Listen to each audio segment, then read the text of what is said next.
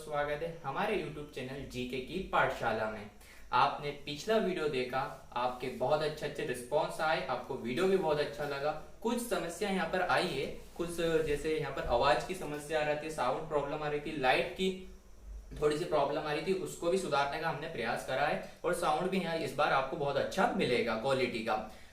और हमारी जो सीरीज चल रही थी यहाँ पर राष्ट्रीय पुरस्कार की, उसको ही आगे बढ़ाते हुए एक महत्वपूर्ण पुरस्कार आपके सामने मैं ये लेके आया हूँ। नाम है यहाँ पर ध्यानचंद्र पुरस्कार। ध्यानचंद पुरस्कार किसकी याद में दिया जाता है? तो ध्यानचंद्र की याद में दिया जाता है। लेकिन यहाँ पर मैं आपको मेजर ध्यानचंद्र का जीवन परिचय भी बताऊंगा, लेकिन आपको ये वीडियो लास्ट तक देखना पड़ेगा।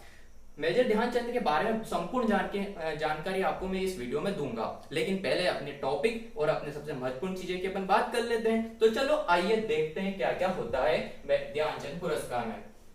सबसे पहले तीन जो टाइटल महत्वपूर्ण है उसकी बात करेंगे अपन। पहला आता है स्थापना, दूसरा किसको दिया और तीसरा यहाँ पर आती है राशि, कितनी राशि यहाँ पर दी जाती है। तो सबसे पहले अपन जाते हैं स्थापना पे। तो कब इसकी स्थापना होती है? तो सन 2002 में मेजर ध्यानचंद पुरस्कार की स्थापना की जाती है। फिर आता है प्रश्न यहाँ पर कि किसको दिया जाता है। तो अपन ने पिछले वीडियो में राजीव गांधी पुरस्कार में देखा था कि जीवन खिलाड़ी के प्रदर्शन के आधार पर उसको पुरस्कार दिया जाता था, लेकिन यहाँ पर ऐसा नहीं है। यहाँ पर खिलाड़ी के जीवन भर के कार्यकाल को देखा जाता है, उसने अपने खेल में कितना प्रदर्शन करा और क्या क्या परेशानियों के साथ वो अपने खेल में बहुत अच्छा प्रदर्शन करता है। तो यहाँ पर है कि खिलाड़ी के जीवन भर के प्रदर्शन को यहाँ पर देखा जाता है। फिर तीसरा और सबसे महत्वपूर्ण प्रश्न यहाँ पे जो बनता है और वो जो टाइटल है वो है राशि, कि यहाँ पर कितनी राशि दी जाती है। तो यहाँ पर जो आंसर जाता हुआ दिखाई देता है वो है 10 लाख रुपए। लेकिन प्रश्न यहाँ फिर बनेगा कि 2020 से पहले ये राशि कितनी थी? तो यह राशि थी 5 लाख रुपए। कितनी राशि थी दोस्तों? तो 5 लाख रुपए की राशि 2020 से पहले यहाँ पर दी जाती थी।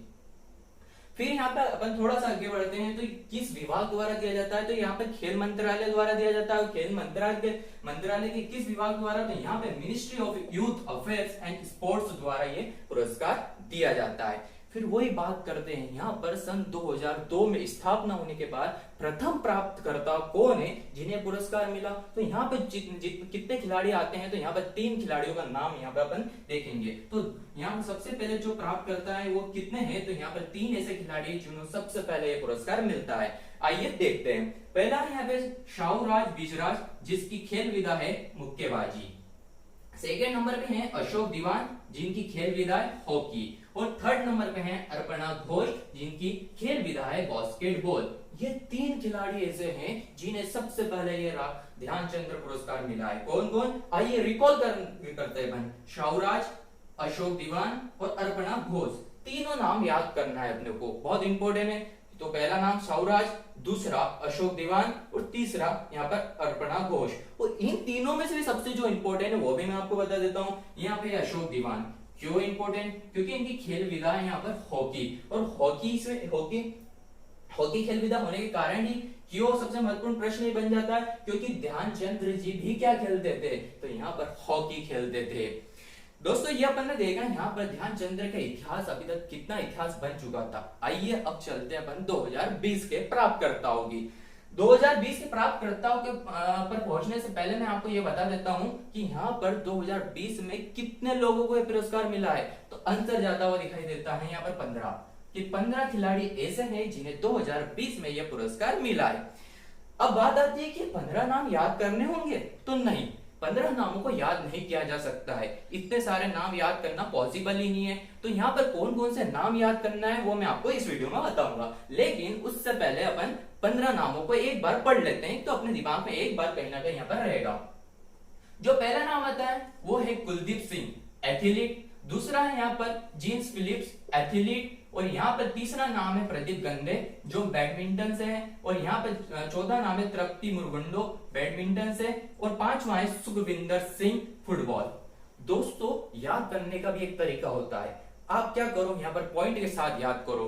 2 चीजों को एक साथ मिला लो। यहाँ पर मैं 2 चीजों को एक साथ मिला, एथलीट और एथलीट वालों को एक साथ मिलाया और याद करने का प्रयास करा कि कुलदीप सिंह और जीन्स फिलिप्स। यहाँ पर कौन सी खेल विधा है? तो एथलीट है। फिर आगे बढ़ते हैं अपन, तो दोनों का एक बार जोड़ा बना लो कि प्रदीप गंदे और तृप्ति मुरगुंडो कौन सी खेल विधा है? तो बैडमिंटन में। अपन ने यहाँ पर 4 नामों को याद करने का प्रयास कर और 5वां नाम को अपन अलग से डाल देते हैं, क्या? तो सुखविंदर सिंह। लेकिन दोस्तों यहाँ पर प्रश्न बनने की पूरी संभावना है। क्यों? क्योंकि फुटबॉल भारत में एक इतना चर्चित खेल नहीं है, इसी कारण सुखविंदर सिंह का नाम इस बार आपको प्रश्न में दिख सकता है। फिर अपन आगे बढ़ते हैं कि अब 5 नाम तो अपन ने एक बार याद करने का प्रयास कर लिया, लेकिन आगे भी अपने को याद करना है। तो छठे नंबर पे आते हैं जे रंजीत कुमार, जिनकी खेल विधा है यहाँ पर पैरा एथलीट। फिर अपन 7वें नंबर पे जाते हैं सत्य प्रकाश तिवारी, जिनकी यहाँ पर खेल विधा क्या है? तो पैरा बैडमिंटन है। यहाँ पे फिर अपन 8वें नंबर पे आते हैं तो सचिन नाग, जिनकी खेल विधा है 13 की। और यहाँ पर 9वें नंबर पे जाते हैं तो नंदपाल, जिनकी खेल विधा है टेनिस। और अंतिम 10 पे जो अपन जाते हैं तो नेत्रपाल हुड्डो, जिनकी खेल विधा है कुश्ती। दोस्तों इन 10 में से मेरे ख्याल से तो आपको 2 नाम याद करना बहुत जरूरी है। एक है 5वें नंबर के सुखविंदर सिंह, जिनकी खेल विधा है यहाँ पर फुटबॉल, और एक सबसे 10वें नंबर पे है जिनका नाम है नेत्रपाल हुड्डो, जिनकी खेल विधा है यहाँ पर कुश्ती। लेकिन यहाँ पे 15 नामों में से अपन ने 10 को तो अच्छी तरह का देख लिया, लेकिन अगले जो 5 नाम है उनको याद करना ही बहुत जरूरी है, क्योंकि इन 5 नामों में से ही प्रश्न बनने की पूरी संभावना यहाँ दिखाई देती है। आइए दोस्तों देखते हैं अपन क्या है उसमें, याद कर लेंगे अपन। पहला नाम है एन उषा का, यहाँ पर खेल विधा कौन सी है? तो मुक्केबाजी।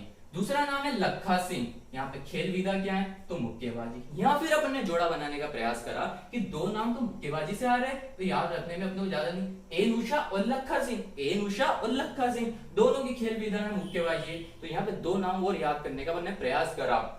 उसके बाद एक को फिर अलग कर देते हैं अपन, क्योंकि यहाँ पे भी प्रश्न बनने की पूरी संभावना क्यों है? क्योंकि अजीत सिंह वो है जिनकी खेल विधा हॉकी है, और हॉकी को तो छोड़ना ही नहीं है इस पुरस्कार में, क्योंकि मेजर ध्यानचंद क्या खेलते थे? तो हॉकी खेलते थे।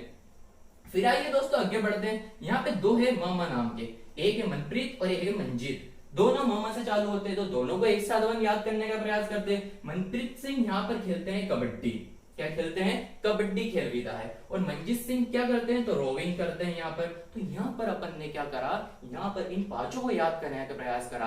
पहले अपन ने 2 पेयर बनाए, जिनमें एन उषा आया और यहाँ पर लखा सिंह आए, जिनकी खेल विधा क्या थी? तो यहाँ पर खेल विधा मुक्केबाजी थी। फिर अपन ने एक अलग से याद करा, जिनका नाम था अजीत सिंह, जिनकी खेल विधा यहाँ पर क्या थी? तो हॉकी थी। फिर अपन ने 2 पेयर बनाए थे वापिस, जिनके शुरू के नाम में क्या आ रहा था? तो मामा आ रहा था। तो अपन ने याद करा मनप्रीत सिंह और मंजीत सिंह, एक की खेल विधा कबड्डी और दूसरे की खेल विधा यहाँ पर रोविंग थी।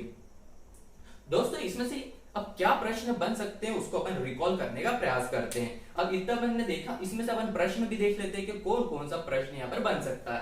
पहला प्रश्न है यहाँ पर यह आता है कि इस पुरस्कार की स्थापना कब होती है? तो याद करना है अपने को 2002। उसके बाद सेकंड महत्वपूर्ण प्रश्न क्या बनता है? तो सेकंड महत्वपूर्ण प्रश्न ये बनता है कि कितनी राशि 2020 में इस पुरस्कार में दी गई है? तो आंसर ज्यादा हुआ दिखाई देता है यहाँ पर 10 लाख, लेकिन प्रश्न तो वो बनाएगा, तो यहाँ पे पूछेगा कि 2019 में कितनी राशि दी गई थी? तो यहाँ पे आंसर ज्यादा हुआ दिखाएगा 5 लाख रुपए। फिर यहाँ पे अपना अगला महत्वपूर्ण प्रश्न बनता है प्रथम प्राप्तकर्ता से, कि प्रथम प्राप्तकर्ता कौन थे? तो अपन ने याद करने का प्रयास करा था, साउराज गिजराज और अशोक दीवान और अर्पणा घोष, और इन तीनों में सबसे महत्वपूर्ण कौन था? तो अशोक दीवान था। उसके बाद अपन ने बात करी कि यहाँ पे 2020 में कितने जनों को पुरस्कार मिला? तो अपन ने कितने याद करे? 15 यहाँ पे करे। इन 15 में से भी अपन ने कितने इंपोर्टेंट करे? तो 5 इंपोर्टेंट करे। उन 5 को भी अपन ने याद करने का प्रयास करा। तो इस प्रकार आप याद भी कर सकते हो और आपको अच्छे से याद आएगा। अब आगे अपन बढ़ते हैं, तो यहाँ पर देखते हैं कि अपन मेजर ध्यानचंद के जीवन के बारे में अपन अगर देखेंगे। दोस्तों कभी वीडियो अच्छा लगा हो तो लाइक और सब्सक्राइब जरूर कर देना।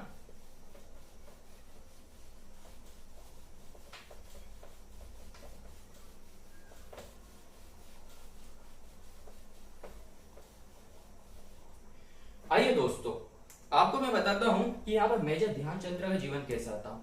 लोग सोचते हैं कि बड़ा बनना बहुत आसान है और बड़े बनने के बाद जिंदगी आसान हो जाती है, लेकिन आज की कहानी में बहुत उल्टा होगा। मेजर ध्यानचंद क्या था? और उनके नाम में मेजर कब लगा और चंद्र कब लगा, ये भी मैं आपको बताऊंगा। पहले बात करते हैं यहां पर 29 अगस्त 1905। 29 अगस्त 1905 को यहां पर ध्यान सिंह का क्या होता है, जन्म होता है। कहां पे होता है, तो प्रयागराज में होता है। यहां पर इनके पिता ब्रिटिश आर्मी में, ब्रिटिश सेना में क्या थे, तो एक मामूली से यहां पर क्या थे, सैनिक थे। क्या थे, तो यहां पे मामूली से एक सैनिक थे। इनका जन्म ज्यादा अमीर परिवार में नहीं हुआ था, एक गरीब परिवार में इनका जन्म हुआ था।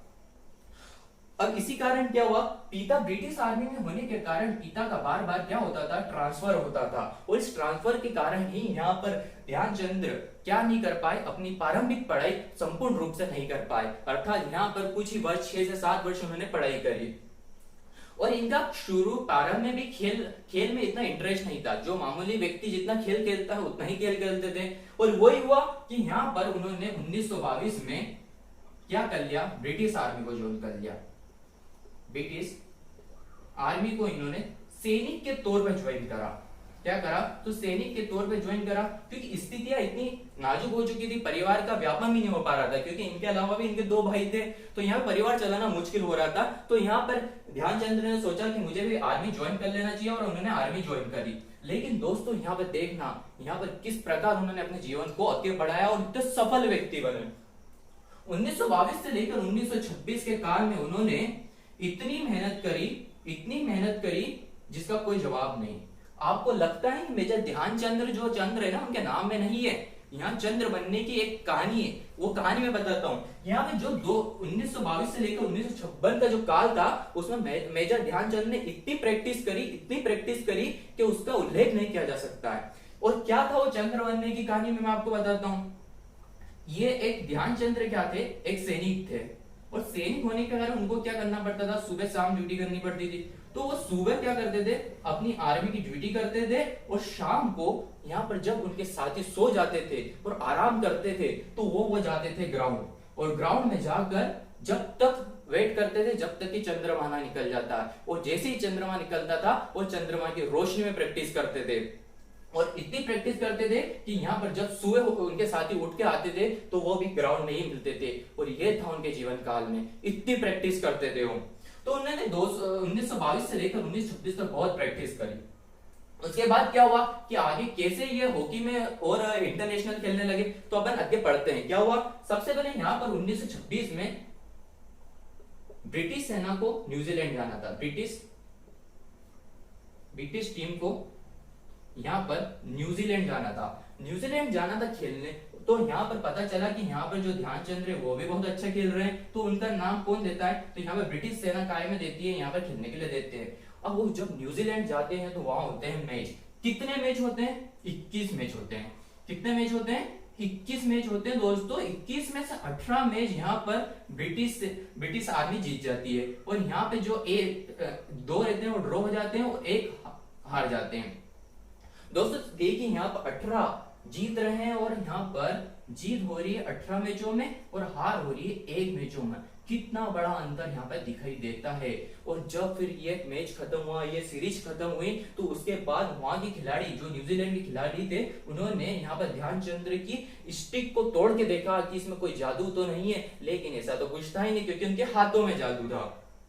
उसके बाद ये वापस अपने भारत में आ जाते हैं, और भारत में आने के बाद अब होना था ओलंपिक। क्या होना था, तो यहाँ पर होना था 1928 में ओलंपिक। और कहाँ ओलंपिक होने वाला था, ये भी मैं आपको बताता हूँ। और मेजर ध्यानचंद ने उस ओलंपिक में क्या जादू करा, वो भी मैं आपको बताऊंगा।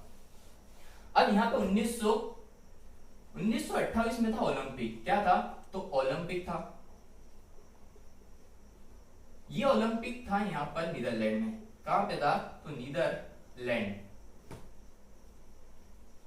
नीदरलैंड में ये ओलंपिक होने वाला था। और यहाँ पर भारत की तरफ से टीम गई थी। ब्रिटिश भारत कहा जाता था, क्योंकि जब भारत पे ब्रिटिशों का अधिकार होता है, इसलिए यहाँ पे ब्रिटिश भारत कहा जाता था। जब यहाँ पे टीम पहुंची तो ऐसा पता ही नहीं था कि जब इन भारतीय टीम को छोड़ने गए थे तो मुंबई बंदरगाह पे केवल केवल यहाँ से 20 से 25 जने गए थे। लेकिन बाद में क्या होता है मैं आपको बताऊंगा। यहाँ पे जब यहाँ पे पहुंचे तो फाइनल मैच में यहाँ अपन जीत चुके थे। फाइनल मैच भारत जीता और क्या लाया, तो यहाँ पे गोल्ड लेके आया। यहाँ पर उम्मीद ही नहीं थी कि भारत यहाँ पर गोल्ड जीतेगा और उसने ओलंपिक में गोल्ड जीता दिया। फिर ये यहाँ पर आते तो बहुत ही जोर शोर से यहाँ पर स्वागत होता है और उसी बंदरगाह पर जहाँ पर 20 से 25 जने खड़े 20 से 25 जने यहाँ पे उनका छोड़ने आए थे और अब लाखों की संख्या में वहां भीड़ थी कि कौन है मेजर ध्यानचंद, कौन है, हमें बस एक बार देखना है मेजर ध्यानचंद को। तो यहाँ पर इतनी संख्या में, लाखों की संख्या में यहाँ पर लोग मेजर ध्यानचंद को देखने आए थे। लेकिन अब यहाँ पे वर्तमान में क्या होता है, कोई प्लेयर यहाँ पर वर्ल्ड कप खेल ले तो अपनी एक पीढ़ी तो आराम से यहाँ पर जीवन यापन कर सकता है, लेकिन ऐसा नहीं था। ओलंपिक जीतने के बाद नाम तो मिला और प्रचार प्रसार भी हुआ, लेकिन उस समय पैसा नहीं मिलता था। फिर वापस अपनी आर्मी ज्वाइन कर ली, 29 में आर्मी ज्वाइन कर रहे, लेकिन प्रैक्टिस यहाँ पर अभी भी इन्होंने नहीं छोड़ी, प्रैक्टिस निरंतर करते थे। अब क्या था, 1932 में होने थे ओलंपिक। कहाँ पे होने वाले थे, तो ये थे अमेरिका में। अमेरिका में यहाँ पे ओलंपिक होने वाले थे। और वापस क्या हुआ, उससे पहले क्या होता है, जैसे यहाँ पे बड़ा गेम होता है उसके पहले अनेक प्रकार के आयोजन किए जाते हैं, जैसे यहाँ पे स्टेट लेवल पे, नेशनल लेवल पे। तो यहाँ पर जो फेडरेशन रहती है हॉकी जो फेडरेशन होती है वो आर्मी से कहती है कि आप ध्यानचंद को प्रैक्टिस के लिए भेज दीजिए, लेकिन प्रैक्टिस के लिए भेज दे क्योंकि बहुत अच्छा प्लेयर है, लेकिन यहाँ पे आर्मी मना कर देती है कि हम इसी प्रकार सभी खिलाड़ियों को भेज देंगे तो हमारी सेना में काम कौन करेगा, और यहाँ पर उन्हें भेजा नहीं जाता है। लेकिन वो अपनी प्रैक्टिस नहीं छोड़ते और प्रैक्टिस निरंतर करते रहते हैं। प्रैक्टिस क्या करते थे, निरंतर करते हैं। उसी कारण यहाँ पे 1932 वाले ओलंपिक में भी उनका नाम जाता है और यहाँ पर जाते हैं तो यही फाइनल यहाँ पर होता है, अमेरिका वर्सेस इंडिया। हम क्यों लिखे ब्रिटिश इंडिया, हम तो इंडिया ही लिखेंगे। तो यहाँ पे अमेरिका वर्सेस भारत का मैच होता है और इसमें भी गोल्ड लाते हैं भारत। क्या लाती है, तो गोल्ड लेके आते हैं और इस गोल्ड के कारण और फिर चर्चा में आते हैं मेजर ध्यानचंद। लेकिन यहाँ पे कहानी खत्म नहीं होती, इसके आगे की भी कहानी है जो सुनकर तो आपको बहुत मजा आएगा। चलिए देखते हैं कहानी क्या है और आगे बढ़ाते हैं अपन कहानी को। मेजर ध्यानचंद के बारे में जानना बहुत जरूरी है आप सभी को। अब 1936 में पहुंचते हैं, यहाँ पर भी ओलंपिक होने वाले थे। हर 4 साल में ओलंपिक होते हैं, तो यहाँ पे भी ओलंपिक होना तो निश्चित था, लेकिन इस बार होना था जर्मनी में। कहाँ होना था, तो इस बार होना था जर्मनी में। और आप सभी जानते हैं कि 1936 में एक बहुत बड़ा लीडर, यह कहा जा सकता है कि तानाशाह उभर रहा था, जिसका नाम था हिटलर। क्या नाम था, हिटलर।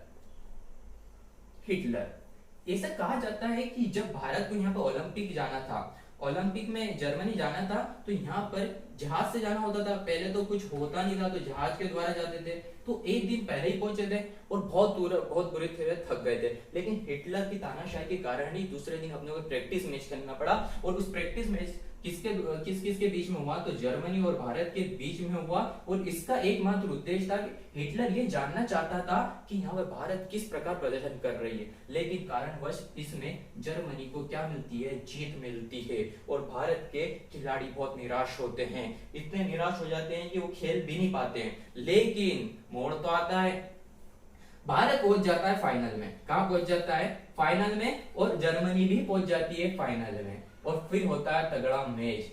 लेकिन तगड़ा मैच होने के कारण यहाँ पे भी भारत गोल्ड उठा के लेके आता है। और यहाँ पर होता है मेजर ध्यानचंद के जीवन के परिचय का। लेकिन कहानी यहाँ नहीं है। यहाँ पर जब गोल्ड जीत लेता है तो वही हिटलर जो सुभाष चंद्र बोस को मिलने से मना कर देता है, वो यहाँ पर मेजर ध्यानचंद को डिनर पर बुलाता है। और जब डिनर पे बुलाता है तो पूछता है कि मेजर ध्यानचंद आप क्या करते हो। तो मेजर ध्यानचंद बोलते हैं कि सर मैं तो ब्रिटिश आर्मी में एक मामूली सैनिक हूँ।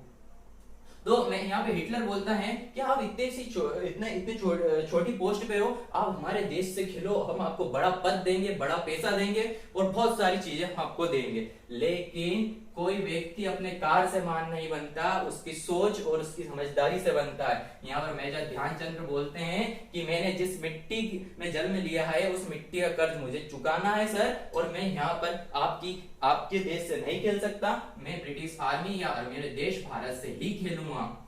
और यह सब जानकारी कहां से मिलती है? तो दोस्त इनकी ही आत्मकथा है, इनकी ही आत्मकथा गोल से मिलती है। कहां से मिलती है? तो गोल से मिलती है। यह था आज के वीडियो में।